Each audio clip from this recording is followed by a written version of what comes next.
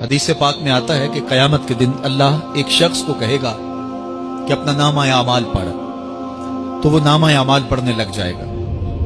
तो नामा आमाल के अंदर छोटे गुनाह भी होंगे, बड़े गुनाह भी होंगे। तो अल्लाह से हया करते हुए, शर्म करते हुए वो बड़े बड़े गुनाहों को छोड़ता जाएगा और छोटे छोटे गुनाहों को पढ़ता रहेगा। जब वो सारे गुनाह पढ़ चुकेगा और किताब खत्म होगी तो अल्लाह ताला उससे फरमाएगा, मेरे बंदे, तूने ये जितने गुनाह पढ़े हैं मैंने सबको बदल के नेकियों में तब्दील कर दिया।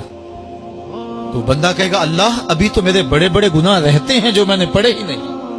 फदाहिक नबी हत्ता बदत अनियाबहू, हुजूर जब ये बयान फरमा रहे थे तो हुजूर इतना मुस्कराए कि सहाबा ने हुजूर की दाढ़ें देख ली।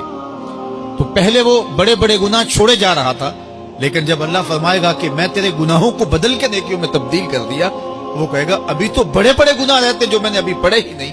तो जब कोई बंदा उसके हुजूर तौबा करता है, अल्लाह ये नहीं देखता इसने गुनाह कितने किए हैं, ये देखता है बंदा आया मेरी चौखट पे है, तो अल्लाह उसके पिछले सारे गुनाह माफ